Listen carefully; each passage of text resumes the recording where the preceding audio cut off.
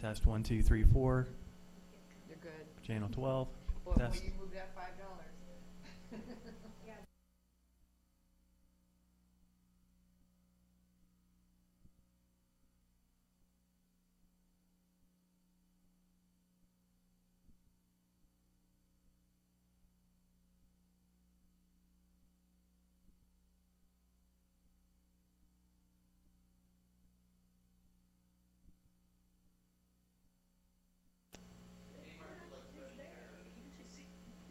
It's good to go. What part is the escrow check for the down payment? It says cashier's checks, you can do them, if they want them wired, cashier checks. Test 1, 2, 3, 4. Check.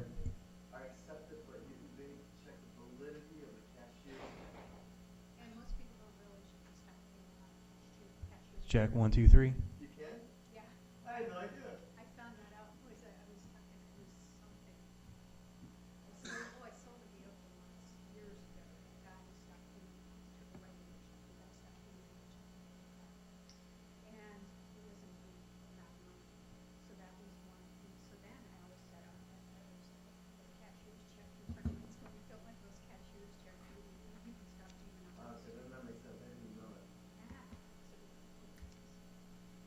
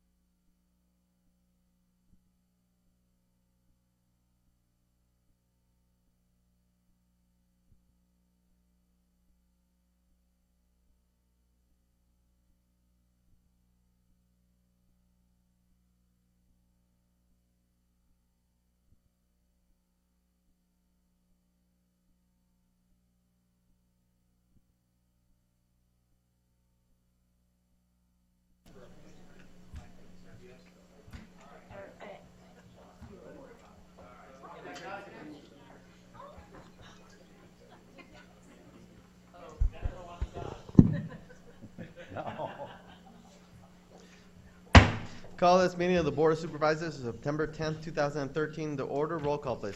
Supervisor Bronson, Supervisor Carroll, Here. Supervisor Elias, Presente. Supervisor Miller, Here. Chairman Valadez. Present. Let the record show that all members are present with the exception of Supervisor Bronson.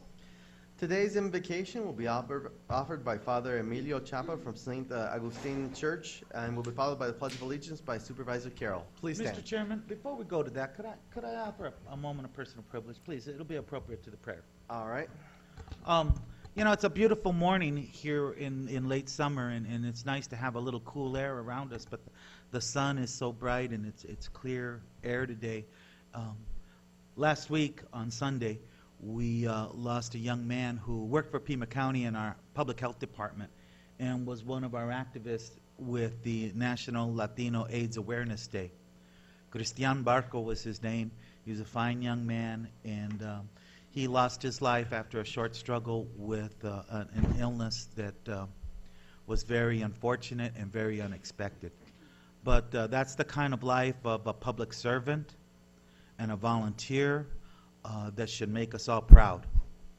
That there's other things in life aside from your work that you should do and volunteer for and work for, because that's what makes our community whole. So as Father Emilio offers the prayer today, I ask that we also remember the life and times of Cristian Barco and recognize that he was a fine American and a great citizen of Pima County. Thank you, Mr. Chairman.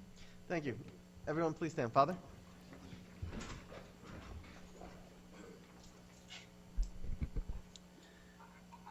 Almighty God, we give you thanks for the opportunity to give you thanks and praise for your great goodness and your love for each day, each moment of our lives. As we make our prayer today, we ask for peace.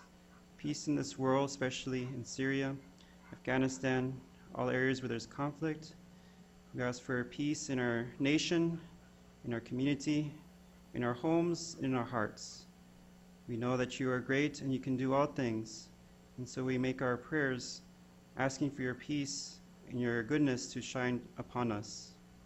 Pray for this meeting, for these Board of Supervisors, and for all in government to make good and wise choices and decisions. And tomorrow, we remember also 9/11, so we pray for the families that are affected from this great tragedy. We pray that we pray for those who have lost their lives. We pray for the soldiers who continue to fight for our freedoms. And we also give you thanks and praise, Lord, for the good things as well that you give us. We give you thanks for this Sunnyside softball team, for their great victory. And we pray for all in our families, for Cristian Barco. And we make all our prayers through Christ our Lord. Amen. Please join me in the Pledge of Allegiance. I pledge allegiance to the flag of the United States of America and to the republic for which it stands, one nation, under God, indivisible, with liberty and justice for all. Thank you, Father. Mr. Chairman, Supervisor Carroll. I'd also just like one moment to thank Father Chapa for coming today. Father recently had an opportunity to go see the Pope, and it's a marvelous trip for him, and as well as the youth group that he brought with him. I'm delighted that I can say St. Augustine is lucky to have you in our parish. As a member of the parish council, I'm grateful for you also taking time to be with us this morning. Thank you so much, sir. Father went to St. John the Evangelist, he went to University High, and went to U of A. So there's a homegrown leader in our community that I'm very grateful that he's here today. Thanks again, Father. Again, thank you, Father. Supervisor Miller, you had a point of personal privilege? Yes, I do. It's regarding a recent submittal by Mr. Huckleberry and his staff on the Project Management Office update. I reviewed it, and I have to say that gate process manual, and I'd like to commend all of those folks who participated in this process and the development and implementation of it. I participated in a similar exercise in the aerospace industry, and I know that when you're developing this process and gaining the buy-in of stakeholders for a cultural change, it is no small task. And having a process like this in place will in fact help reduce costs, tracking of change orders, help flesh out and explain and identify cost and schedule variances much earlier in the project development cycle. This will then allow for cost and schedule recovery plans to be developed, implemented much earlier, and will reduce the cycle time and cost overruns. I was extremely impressed with it was a huge undertaking, and I just wanted to thank you. I know we always don't agree on things, but I think this is great, and I agree with you that this will bring accountability and transparency to the process, so thank you. All right, moving on to Pause for Pause. Today we have Officer Bowden with Lacey, who is a brindle and white pit bull. Jennifer, you want the dog?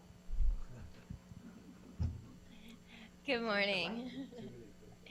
This is Lacey, and Lacey is of the notorious pit bull variety. If you've ever been given the impression that pit bulls are dangerous and nasty dogs, please reconsider. All dogs are left to the mercy of however they're trained and brought up. She fortunately was brought up by a decent home like any other decent dog and is just a fun-loving, happy-go-lucky dog. Don't let the breed scare you. In fact, she's like so many dogs, is a mix. She just carries the predominant pit bull traits. She's got the nice stocky build, a little bit lower to the ground, and that gigantic head. She's gorgeous, though.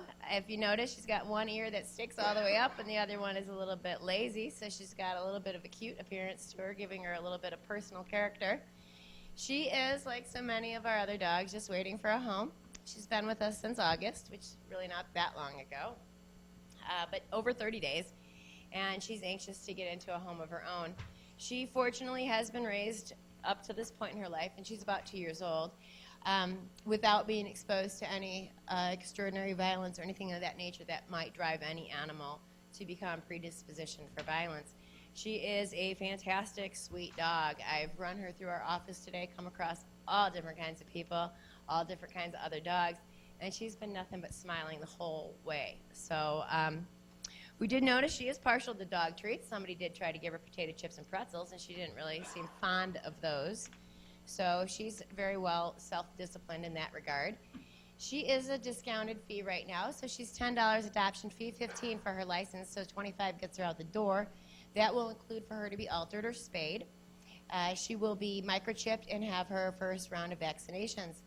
As you can see, she's just gentle with any stranger that comes up to her. So again, you know, if you are in a mindset that you think pit bulls are dangerous dogs, please, please, please reconsider and meet some that are not. So many of them get that bad reputation from the very few that do cause problems. And I will tell you from my line of work, it's not these big pit bulls that I'm afraid of. It's the quick, slippery little ones that actually give me the most trouble. Most pit bulls are just happy-go-lucky and just want to be engaged in activity. She is very, very athletic, though, as you can tell by her build. She's got that nice, tiny waist, the big, stocky shoulders. She's very capable of being quite the athlete. So if you're an outdoorsy type, this would probably be an ideal dog for you because she can keep up, and she'll probably actually put you to shame. So anyways, so many dogs to be adopted, so many of them larger breeds. She's somewhere in the middle because she's a little bit on the shorter side. But so many dogs available. If you're interested in a dog or a cat, please come down to 4000 North Silverbell, or guys come up to 4000 North Silverbell and take a peek at what we have. This month we are running a special. If you're a first responder, paramedic, anyone in the rescue business, adoptions are free. So it's just the $15 licensing fee. So again, she's available from 12 to 7. We'll be open today, 10 to 5 on the weekends. If you've got room in your heart, room in your home, and you're willing to take on a homeless pet, please come down and consider one of the many, many animals that we have that are up for adoption. And do realize that we don't just put every dog up for adoption without screening them first. And if there are health or behavior issues, we do have rescue groups that work with the dogs. We don't put up any dogs for adoption that we know are not going to work out for people. So she has definitely been screened for health and behavior, and she's passed everything with flying colors. She's ready to go home. So we're just looking for a home for her. So if you or someone you know has a home available for a girl like her, please let us know.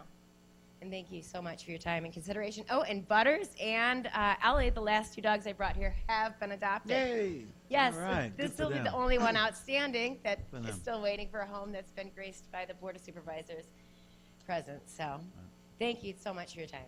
Supervisor Elias. You know, Mr. Chairman, it strikes me that this is kind of a District 5 dog, you know, got that big upfront presence, but a heart of gold, you know, and so Absolutely. since this dog represents District 5, I'd ask all the members of the Sunnyside Little League team, if you have a friend or if one of your families would like to adopt this dog, District 5 will pay all the fees, so this is a free adoption for you, okay? So it's a good opportunity for you or for your friends or for family members. And frankly, we'll extend that to anybody who's here today just because District 5 has generosity in its heart always, I would say. You know, sometimes our presence is lacking, but our heart is always there in the house.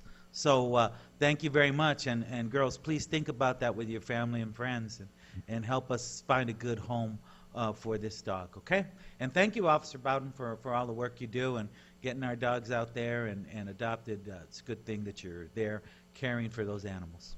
Thank you. Thank you, Officer Button. Thank you, Supervisor Elias. Move on to presentation proclamations, item number 5, Preparedness Month. Is there a motion? I move to approve the proclamation. Motion and a second to approve the proclamation. All those in favor, please signify by saying aye. Aye. All opposed, please signify by saying nay. Ayes have it. Supervisor Miller, would you please do the honors? Jeff, I saw you. Would you bring your crew?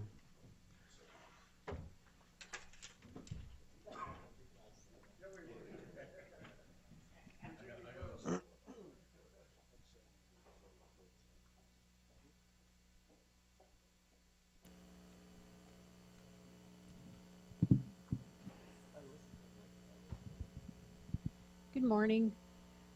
This proclamation, whereas each year September is designated as National Preparedness Month, in which there is a nationwide coordinated effort sponsored by the U.S. Department of Homeland Security to raise awareness about the importance of emergency preparedness and to encourage every citizen to better prepare their homes, businesses, schools, and communities for any type of emergency, including natural disasters and potential terrorist attacks.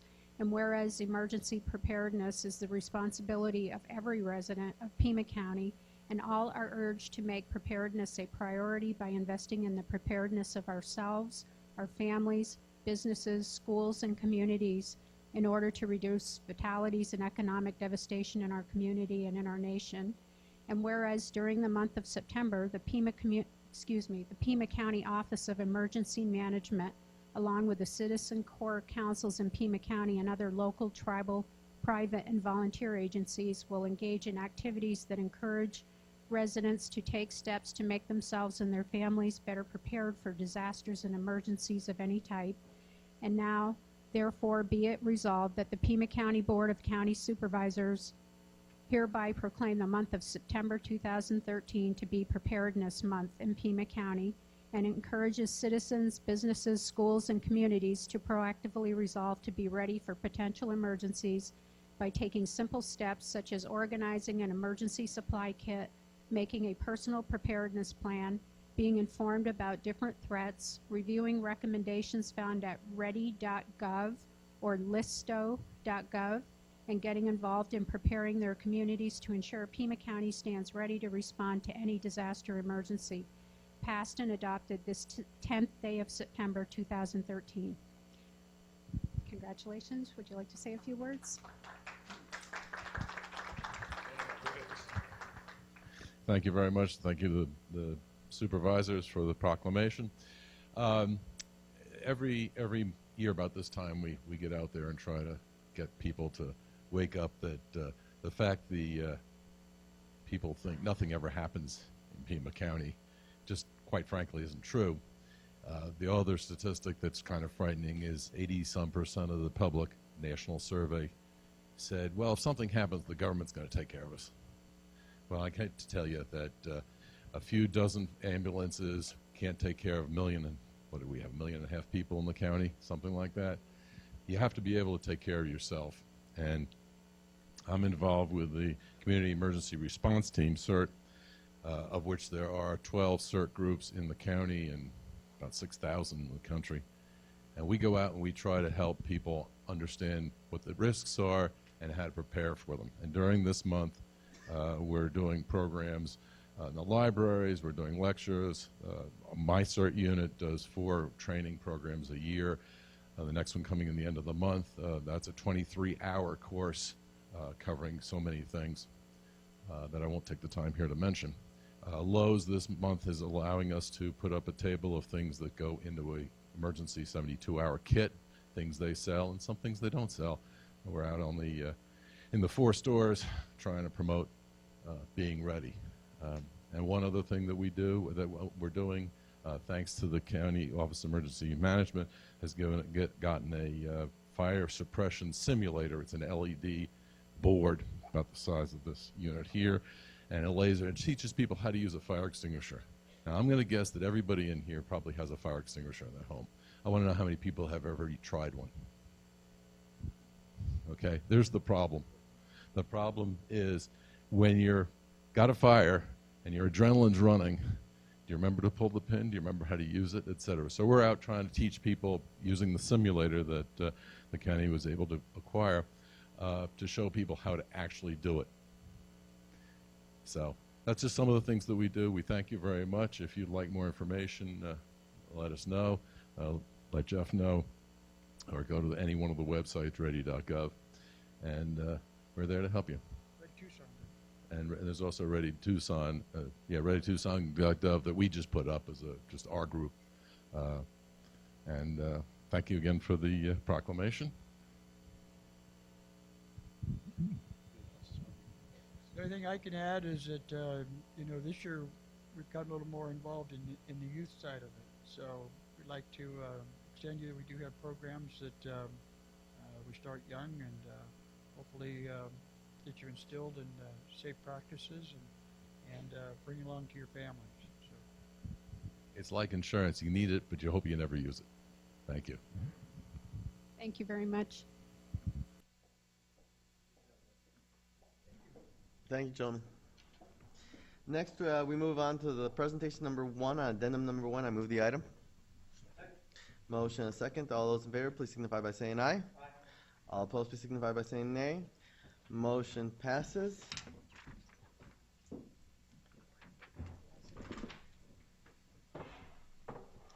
Coaches, ladies, if you could please come up to the front.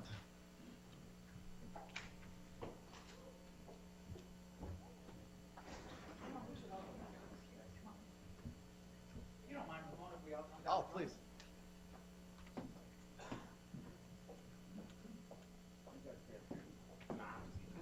Proclamation here.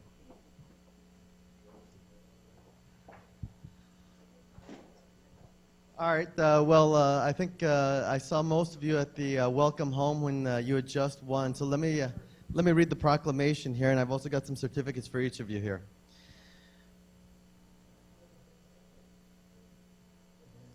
Whereas Little League Softball was created in 1974 so that girls could participate in Little League and has grown to 25,000 teams and 360,000 players worldwide. And whereas Sunnyside Little League has long called Mission Manor Park its home and has given hundreds of girls ages 12 and under an opportunity to grow strong, compete, and win. And whereas on June 29th, 2013, Sunnyside Little League won the District 12 Little League Softball Championship in Pima County. And whereas on July 6th, 2013, Sunnyside Little League won the Arizona State Little League Softball Championship.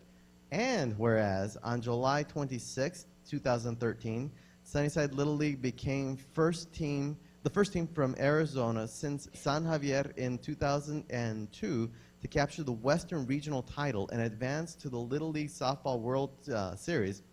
And whereas from August 10th until August 14th, Sunnyside Little League won 5 straight games in the Little League Softball World Series. And whereas on August 14th, 2013, the Sunnyside Little League became the first Little League Softball World Series champion from the West Region in 23 years. Whereas the Sunnyside Little League became Arizona's first ever Little League World Series champion. And now, therefore, be it resolved that the Pima County Board of Supervisors hereby invites all the residents of Pima County to congratulate and celebrate the accomplishments of the Sunnyside Little League Softball 2013 World Champions, passed and adopted this 10th day of September 2013. Congratulations. Can we have a round of applause?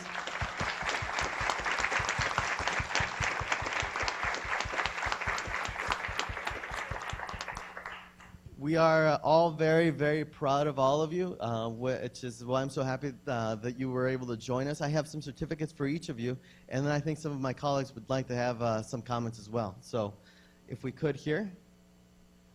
Let's see. Jalen Marquez. There you go. Jasmine Ayala. Alejandra Tapia. Yanira Acuña, Arlette Areola, Alyssa Ortiz. All of them are to my left. When are you guys going to get here? Danitza Aguirre. You got me on that one. Alexis Anderson. Destiny Payan. Angel Salas, Anaceli Gutierrez, Viviana Ordantes,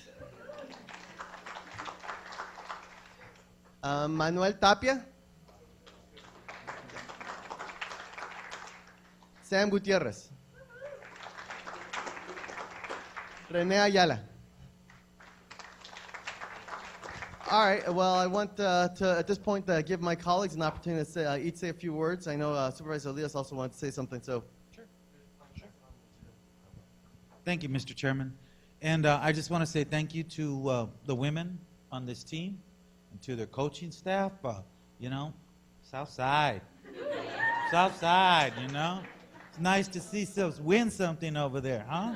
That's right. Well, y'all made us proud, and we're going to stand together. And we appreciate your effort and your work at playing together, at being serious about it, at taking yourselves serious, but also having fun while you do that, All those combinations are what makes life great and makes life meaningful. So keep at it. You've got a great start. I fully expect one or two of you to take my place or Ramon's place on the Pima County Board of Supervisors someday. That's what I'd really like to see, okay? Thank you very much, you guys. Supervisor Miller? I think this is fabulous. First of all, purple is my favorite color, so I'm really glad to see your team win. And when I grew up in high school and in elementary school, girls weren't allowed to play softball, so this is a real accomplishment to even get to this point. And I really want to say congratulations to all of you. We're all very, very proud of you, and thank you for coming this morning. And thank you to the coaches, because I know it takes a lot of time and effort on your part. Thank you very much. Good morning, young ladies. Coaches, I really appreciate you being here today. I'm so glad that I could help celebrate this victory with you. Coaches, of course, as a former coach of my own Little League in Tanque Verde, District 12 was always tough. You guys went all the way, and I'm very proud of each and every one of the kids here, but especially grateful for the coaches who put so much time in from their personal lives to lend a hand and create not only champions, but better young people, and that's what it's all about. So I know that sports are a big part of people's lives these days, so it goes hand in hand that without getting good grades, you can't play sports. So keep up your grades, kids. Stay off tobacco and alcohol. Be good kids. Be the type of leaders that we're going to know and be proud of in the future. And someday when you are in office, grab us and make sure we remember that we saw you here this day, because you can do this. God bless each and every one of you. Congratulations.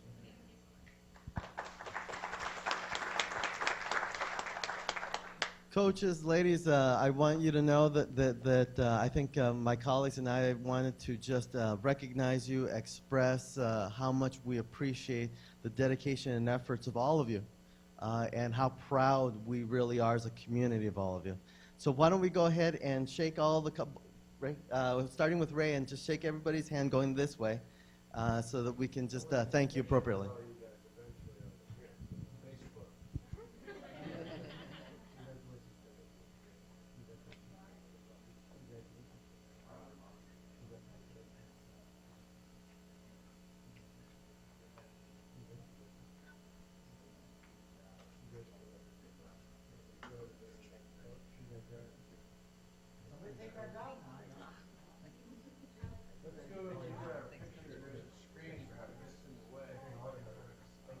Can we lift one of those screens? Can we get our picture with the girls over here?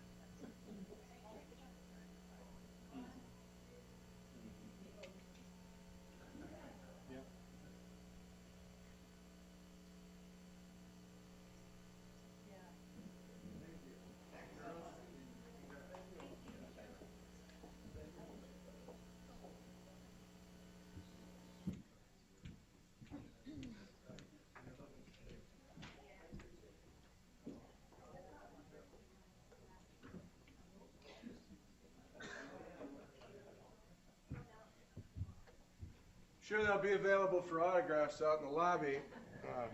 Quite celebrity.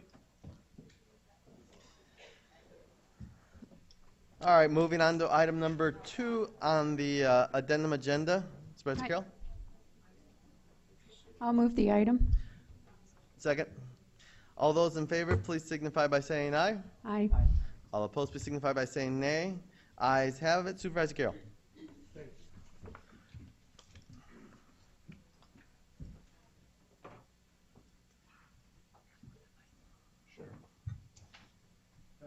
Is making his way up. Thank you. Please, go ahead. Pastor Hook is from Christ Lutheran Vale Church, and we'll allow the young ladies to clear. Thank you again. Another round of applause for our team.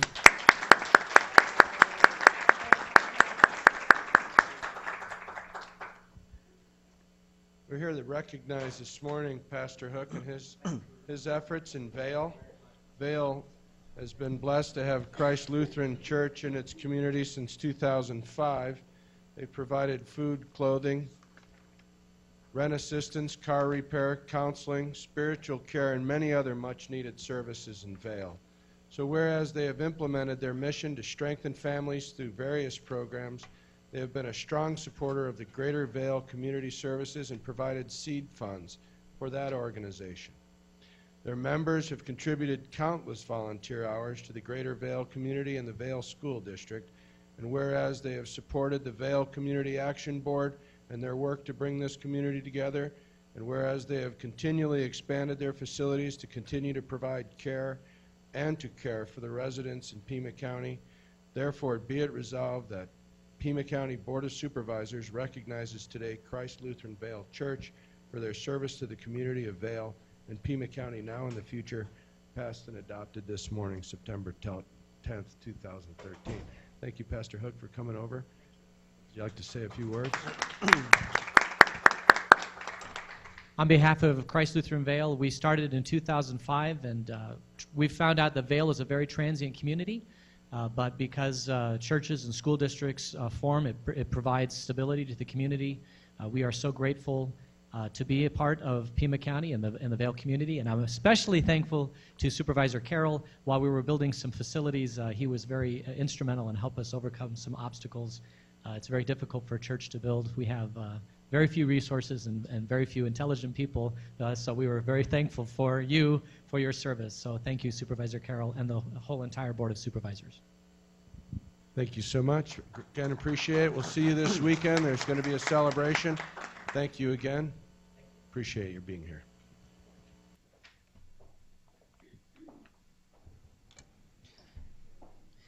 Thank you, thank you, Supervisor Carroll. I do have two changes to the addendum agenda. Page 1, item 4, District 1 requests that this item be removed from the agenda. Page 2, item 5, District 1 also requests that this item be removed from the agenda. Those are the only changes to the agenda I have today, without objection. Well, we do have one item on the executive session calendar, so Chair will entertain a motion to go into exec. Mr. Chairman, I move that we move into executive session. Second. Motion and a second to go into executive session. All those in favor, please signify by saying aye. Aye. All opposed, please signify by saying nay. Ayes have it. We will recess until the sound of the gavel after executive session.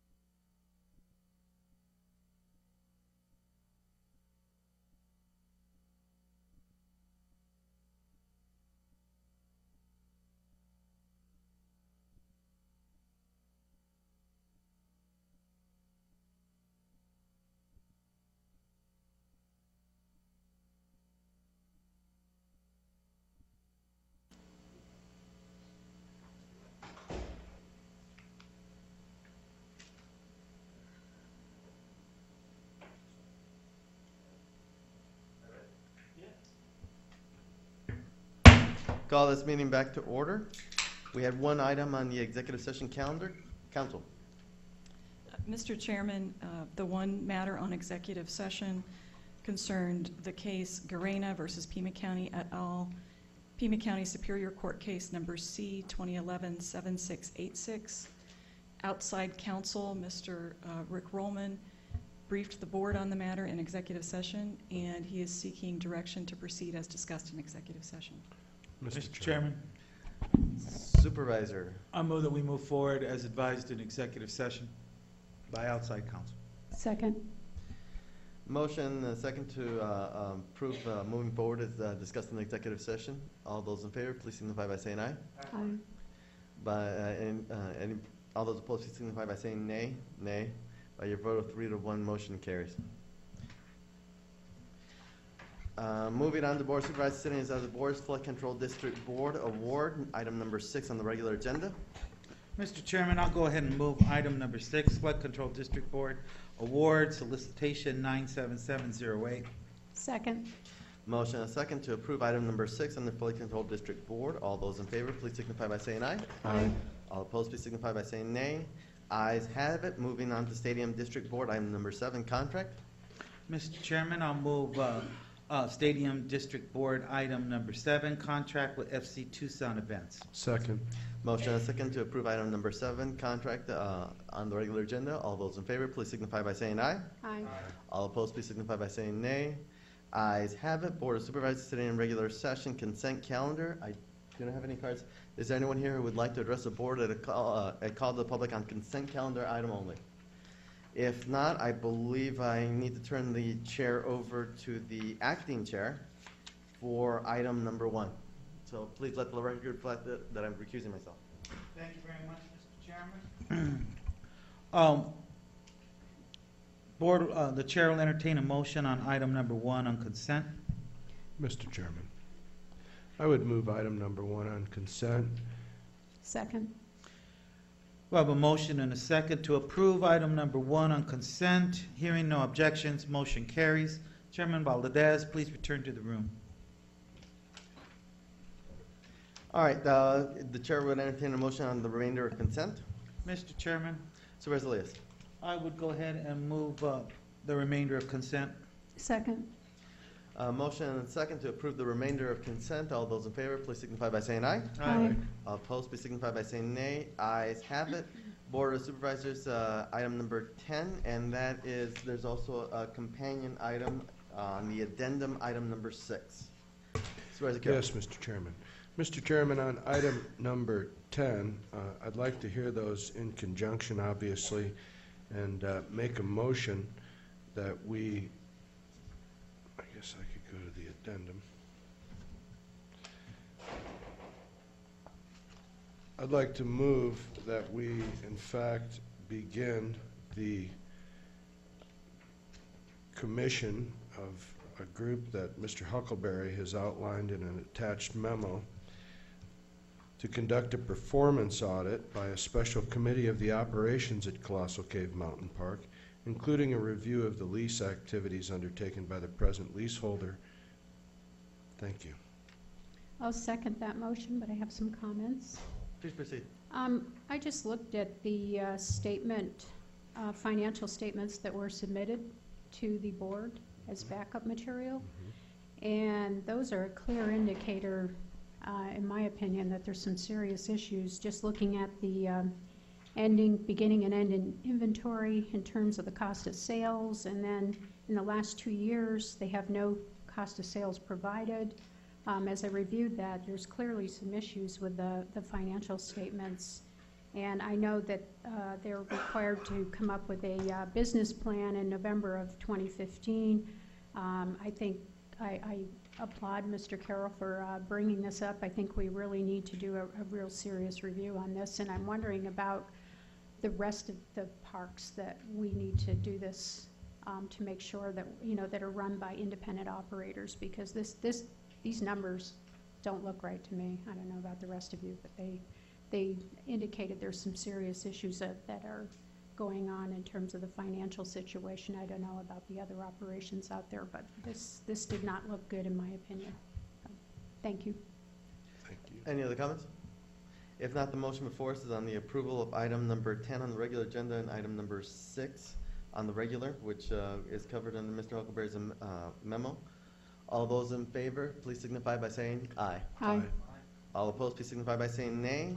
Mr. Chairman, did Right. I understand you correct to assume that Mr. Carroll's motion included item 6 on the addenda? Because I didn't hear him say that. Yes. Did he? Would you like? Oh, then I like to missed it. restate? I apologize. I missed it. If I Okay. could say that. I just wanted to verify that. That was He the had- intention. He Thank had you. verified that he wanted to take them together. Very good. Thank The you. I motion apologize for pertained to- the Thank you, hold up. Mr. Okay, with Chairman. that, the motion passes. Moving on to Fire District, item number 11. Mr. Chairman, I'll go ahead and move item 11, Second. Mountain Vista Fire District. And this is the validation of petitions presented from that district for the proposed Camino del Oeste 3 annexation. Second. Motion and second to approve item number 11. All those in favor, please signify by saying aye. Aye. All opposed, please signify by saying nay. Ayes have it. Moving on to item 12, waiver of development impact fees. I do have a speaker on the item, but Great. do have staff report in? Ms. Cornelio. Mr. Chair, members of the Board of Supervisors, we have before us that the Board of Supervisors has the right to waive development fees for all development that constitutes affordable housing to moderate, low, or very low-income people, or that the development is determined to have an overriding public interest, providing that the waiver does not result in an increase in development fee for properties in the benefit area.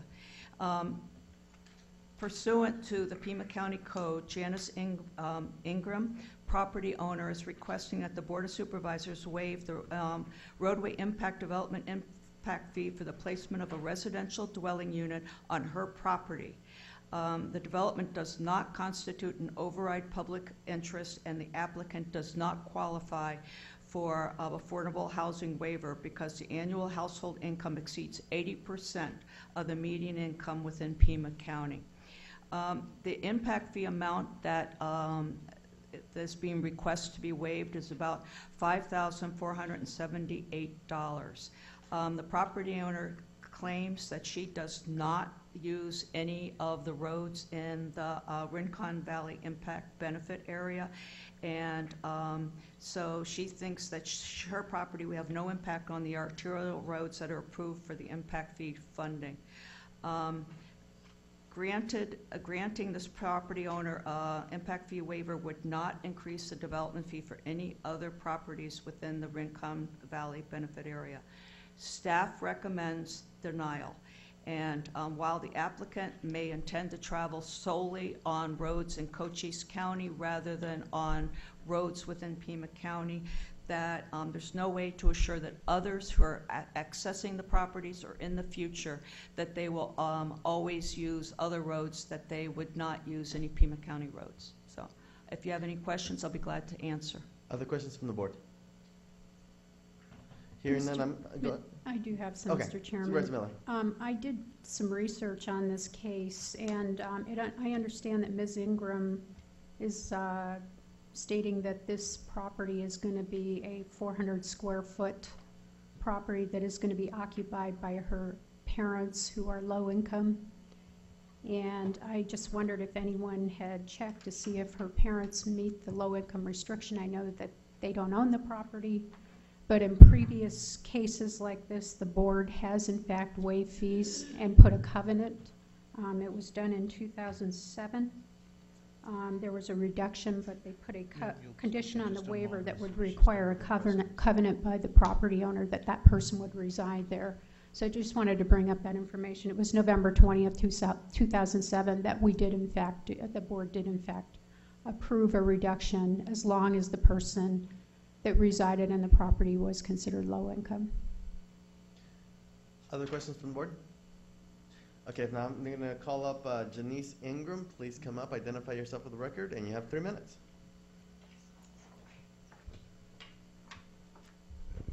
Good morning. My name is Janice Ingram, and I'm the property owner. It's in District 4, and we are requesting the waiver because As you'll see on the map at the back of the packet, it's off of Mescal Road, which is in Cochise County. And you go 2 miles up, and then you have to go back 1.5 miles on private dirt roads to get to our property. We pay a maintenance fee annually for the maintenance of the dirt roads. And the homeowners association maintains those. All other services, our electricity, our fire protection, ambulance, everything else comes from Cochise County. And my parents, as she said, are wanting to set up a small manufactured home on the property. They presently live in Benson, and they are low income. They are here today if you would like them to speak about the low income. So that's our argument. We appreciate your consideration. Any questions from the board? If not, thank you. Thank you. Thank you, Janice. Any discussion? Hearing none, is there a motion? Supervisor Carroll. Mr. Chairman, on item 12, I'd like to go ahead and move that we waive the development fee impact fee on this property in the circumstances explained by Janice Ingram regarding that 400 square foot lot that's residing on by the parents. I apologize. My microphone was not on. I'm so sorry. On item 12, I'd like to move per the waiver of development impact fee based on the important testimony of Janice Ingram regarding the parents that will be living in the property. I appreciate them having a place, and I move that we waive the development impact fees in their entirety on this project. Mr. Chairman, I'd like to add a friendly amendment so that we're consistent in our rulings on the board, that we place a condition on the waiver that would require a covenant by the property owner that would, as long as the parents were living in the property, that once they in fact moved out of the property, then that development fee would be due and payable. I think that's hard to track. You know, we only get one shot at this, and that's at the time that we issue this license. So I think it's unfair to say we're not going to charge them while they're living there, but then move back. I think that's creating a legal problem for us. This has been consistent with policy and votes that have been Hey, taken in the let me- past. Let me ask Chuck to address the issue. Mr. Chairman, members of the board, what you can, that was probably the mechanism used at that time. The issue is whether or not in any transitory use, meaning that this is very specific to a use for a specific purpose, in other words, a size of unit in a specific occupation, and the waiver could be geared toward that.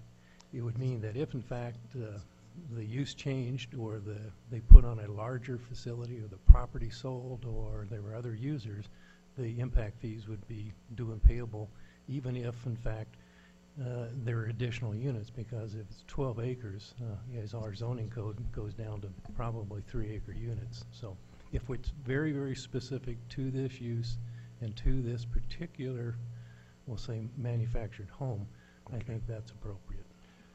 Okay, I will withdraw my amendment. Supervisor Carroll, would you tie it to the specific uses outlined by Mr. Huckleberry? Mr. Chairman, as commented by Mr. Huckleberry, I'll include that language in the motion. If I could have a second, that would hold. Second. Okay. So the motion before us is on the approval of the waiver on item number 12 to the specific use of the manufactured home. Correct. Supervisor Elias. I never withdrew my second, but I guess I'm okay with the whole thing. It don't really matter. Thank you, Mr. Elias. Okay, all those in favor, please signify by saying aye. Aye. All opposed, please signify by saying nay. Ayes have it. Moving into hearings. Transportation, items 13 and 14, resolutions number 2013-82 and 83. Mr. Chairman, Supervisor Miller. I move that we approve item 13, resolution number 2013-82, and also item 14, resolution number 2013-83. And close the Second. public hearing. And close the public hearing, I'm Second. sorry. Motion and second to approve item 13 and 14 and resolution number 2013-82 and 83 and to close the public hearing. All those in favor, please signify by saying aye. Aye. All opposed, please signify by saying nay. Ayes have it. Moving to the addendum agenda. Item 4 and 5 were removed from the agenda. Item 6 was previously done, so we're at finance and risk management. Item number Chairman. 7, resolution number 2013-84. Supervisor Elias. I'll go ahead and move item 7, including resolution 2013-84. Second. Motion and second to approve item number 7, resolution number 2013-84. All those in favor, please signify by saying aye. Aye. Aye. All opposed, please signify by saying nay. Ayes have it. Contract and awards, item number 8. Mr. Chairman, Supervisor I'll go Elias. ahead and move item number 8, Metropolitan Tucson Convention and Visitors Bureau, doing business now as Visit Tucson, and I'll move the item. Second. Mr. Chairman? Supervisor Miller. I had some questions, if there's someone here to answer them, regarding the Exhibit B of the contract on page 3. Their Tucson performance indicators and measures. Under the film industry, it says it appears a slight decrease in, it appears to me that there's a decrease in projects from 56 to 50, and the production days are down by 60. And there's a dramatic difference in the direct spending that goes from 11.8 to 6 million in 2013-14. I was wondering if someone could explain why it is such a dramatic difference, even though that the number of projects isn't that significant, the reduction. Mr. Gilbert. Yes, Mr. Chairman, we have Brent Durad, the Oh, great. Executive there Director it is. for Visit Tucson, could probably explain those items. Mr. Durab. Thank you, Mr. Chairman, Supervisor Miller, members of the board. In terms of the film activity for this past year, we had, I guess, the great fortune of being able to land Hangover 3, which was one of the few feature films that we've been able to attract into Tucson and southern Arizona in recent years. The direct spending associated with that was approximately $6 million. So it was somewhat of an anomaly. It was one of those projects that they're wonderful when they turn up, but we can't always bank on those. And so we wanted to ensure that we were realistic in terms of the amount of spending that would be affiliated with film in the coming year. In fact, just yesterday it was announced that the sequel to a movie that was just filmed at Old Tucson this past year, Hot Bath and a Stiff Drink, that sequel will begin to be filmed in November back out at Old Tucson. So we do think that we could certainly hit the numbers there as we move ahead.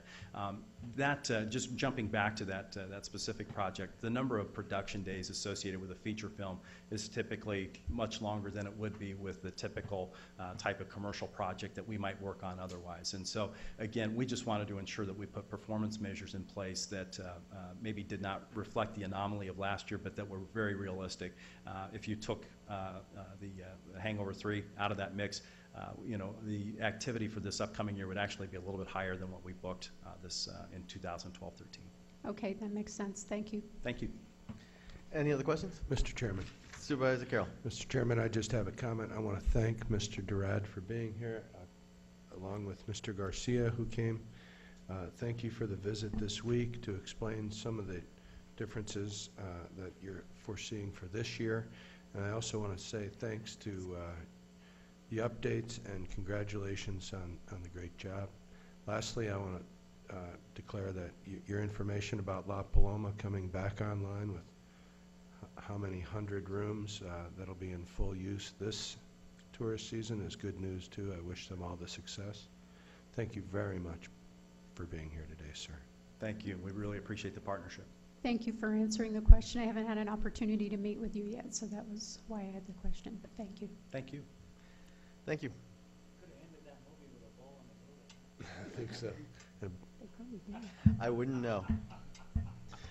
All right, Maybe an AA meeting would be in order. The motion before us is on the approval item number 8. All those in favor, please signify by saying aye. Aye. Aye. All opposed, please signify by saying nay. Ayes have it. Moving on to Sheriff, item number 9. Mr. Chairman, I'll go ahead and move items 9, 10, and 11. Second.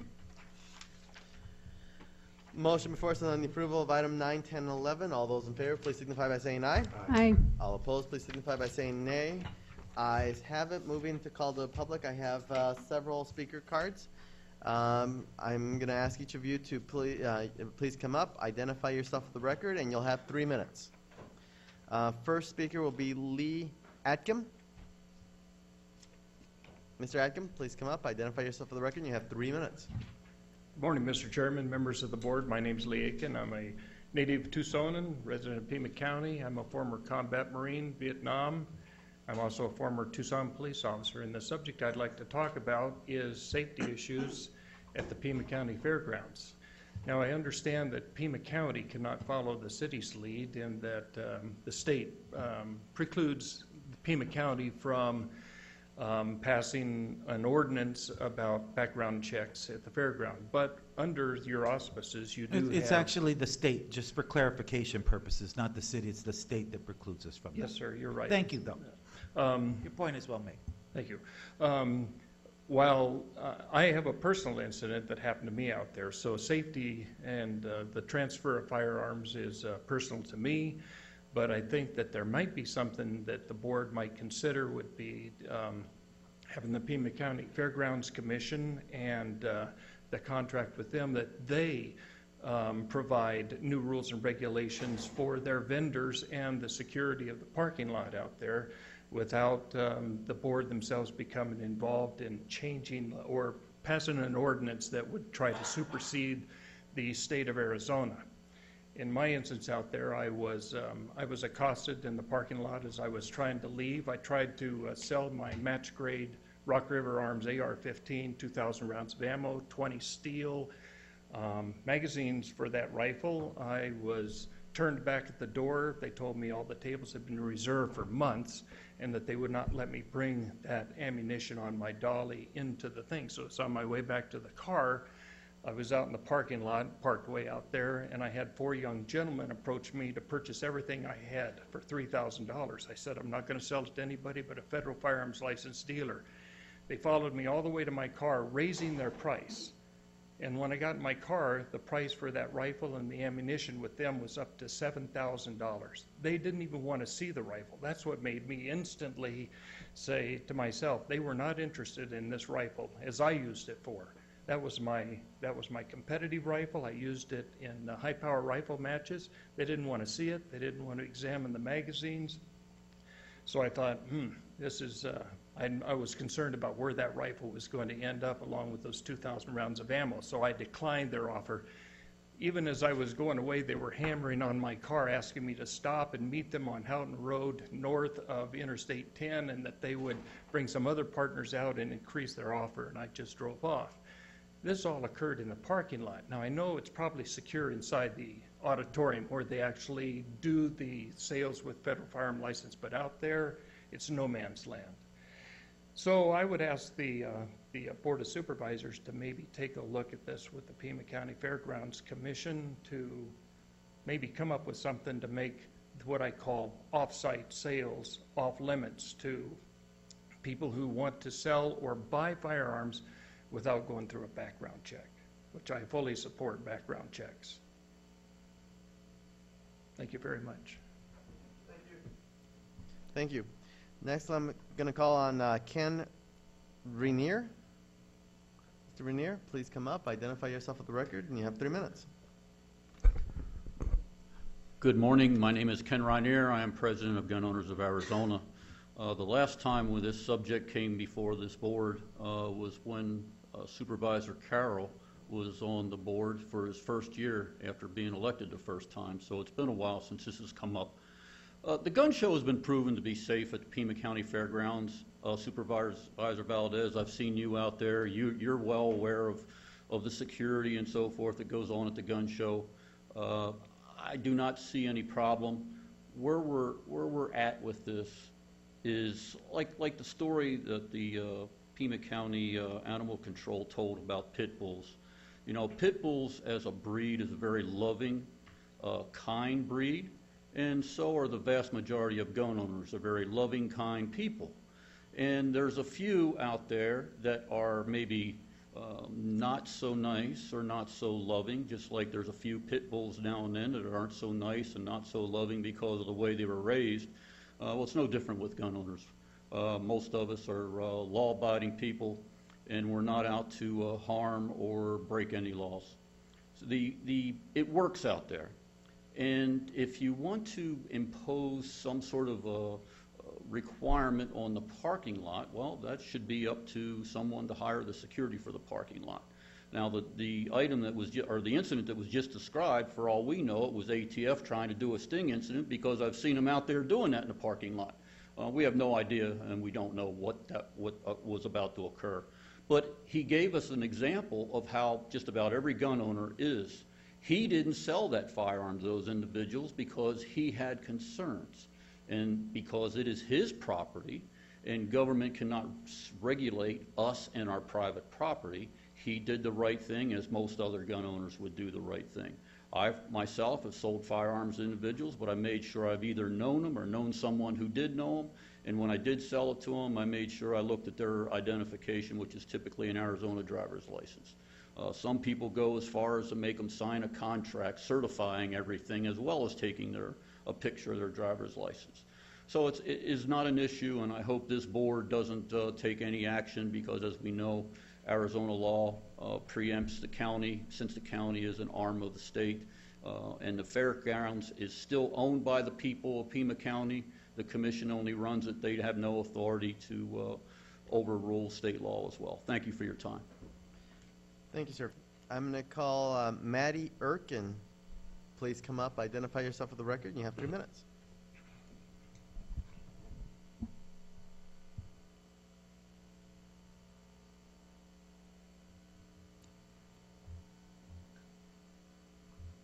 Good morning, Mr. Chairman, County Supervisors, and Mr. Huckleberry.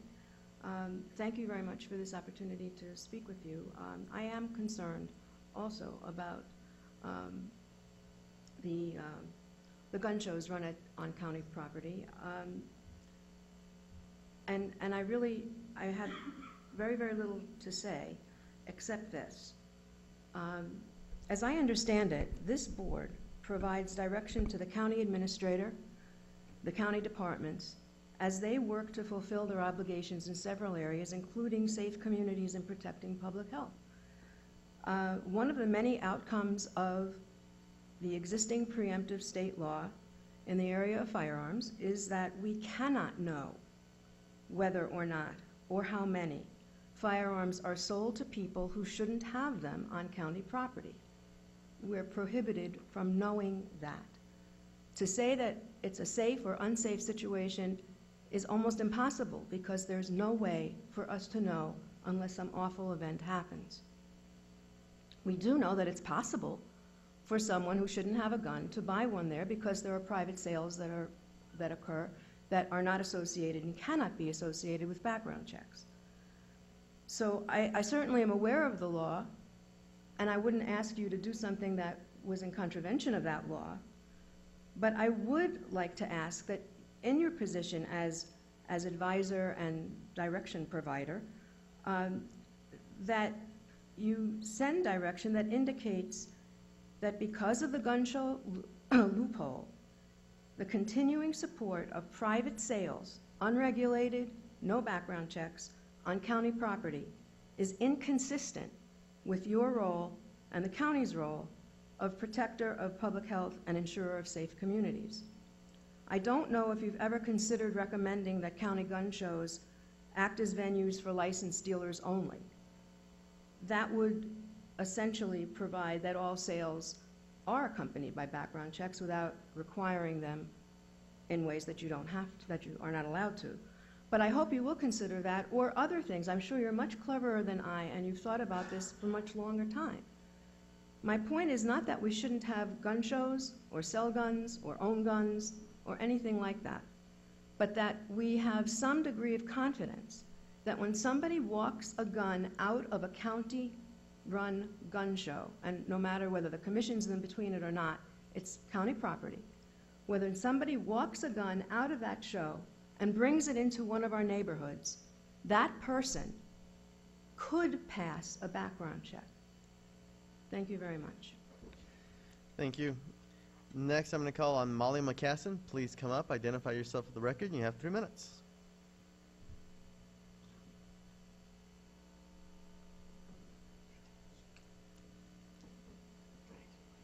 morning. My name is Molly McCassin. I am a resident in Supervisor Elias's district. A long-time Tucsonan. Good morning, supervisors. Good morning, chairman.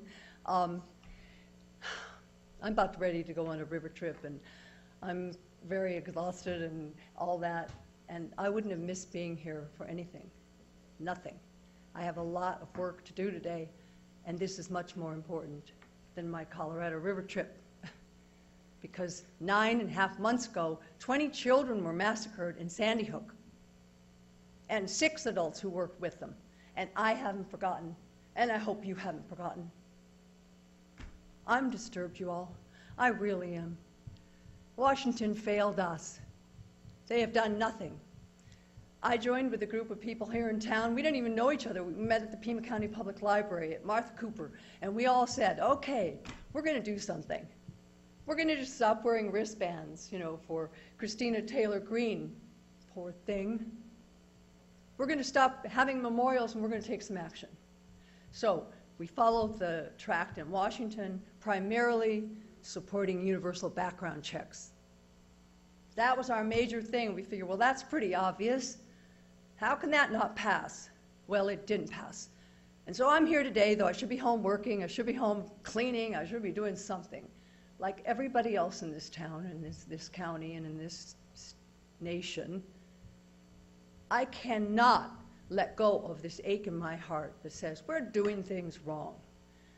So we went to the city was working with us. We came to the county, and Supervisor Elias and Supervisor Valadez worked with us, and we still couldn't get information, you all. We couldn't get information from the staff, and most people wouldn't meet with us.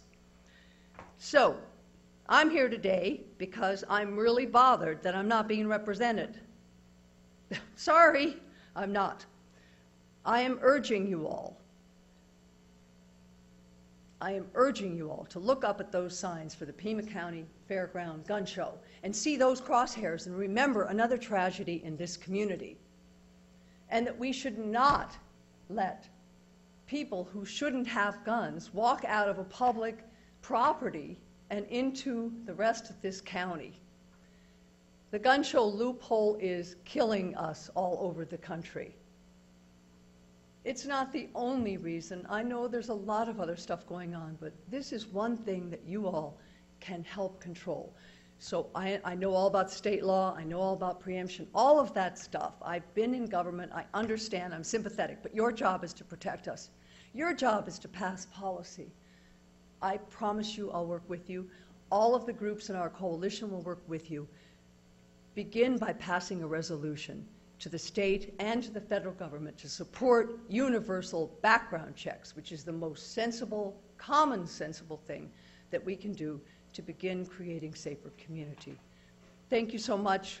We will be back. Our group, the Tucson Community Against Gun Violence, all of us are members. There are a number of other people here, over here, and we'll be back. We want to partner with you.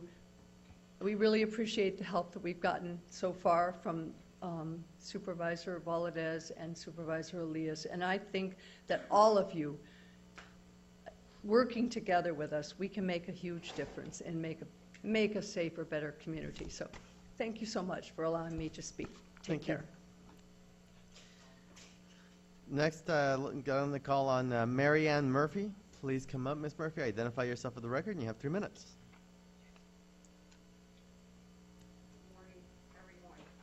Nice to see some people I haven't seen in a while. My name is Mary Ann Murphy. I'm from Green Valley, and 3 minutes won't be enough to fill you in on my 50-year family history with that town. Green Valley turns 50 years old this year. There are county facilities and other facilities, drainage issues, etc., some of which have never been maintained. Not maintained in 50 years. Alleys. There's safety hazards, there's water issues, there's drainage issues. Like I said, I go back 50 years. I know the difference. I was sitting in my father's favorite chair looking out on drainageway number 8 when it failed last monsoon season. It's failing. It's a mess. Only to find out on the week of August 5th, flood control is out there doing some work for the golf course. Public money spent on the privately owned golf course. Nothing was done to address the public issues upstream. The golf course is in the way of the drainage easement. This public drainage easement crosses the golf course. They've lost track of it, but they can't lose track of me. And they're telling everybody, this has been going on for 18 months. I've written everybody all over the country, Army Corps of Engineers, etc. So what qualifies me? Well, 50 years of watching this and having it in my family is part of it. Anybody that wants to call me a crazy B word, keep in mind that I have an impeccable pedigree. Army Corps of Engineers. My own background education is business administration, postgraduate work in accounting, telecommunication management, and others. Years spent in engineering and construction with utility company back in the Chicago area for years. I wore that hard hat. I worked in the field. I loved the field. I thank God for that opportunity. And I thank God for organized labor, because management doesn't always have to be when labor is organized. I've worked floods, road widenings, and the yellow lights coming on, and I will be back. But my whole town, Haven, needs to be looked into with regard to the financing. That contract with the FHA HUD goes back to 1973. I do not believe it's fulfilled. There's some money there. Let's find out and get whatever other federal HUD money that we can get to renew my town, the core town. It's in decline.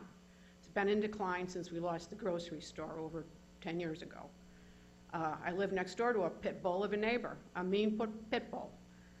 My house has been vandalized. My homeowners association won't support me. They stand in against me, as does the Green Valley Council. Everything is so awful. On the morning, 5 weeks ago today, the morning of August 6th, the pit bull neighbor, he's trashed my neighborhood, he's trashed my house, they've trashed me all over town. And when he trashed the flag in his yard, leaving it in a heap on the ground, and it's beginning to rain, and I said, gentlemen, please pick up the flag.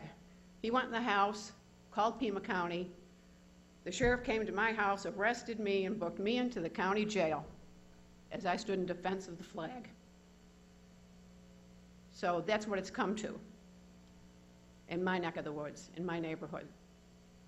I'm the one that's gone to jail, but I'd gladly stand with you and defend her here today. Green Valley needs help. Thank you. Is there anyone else here who would like to address the board or call to the public?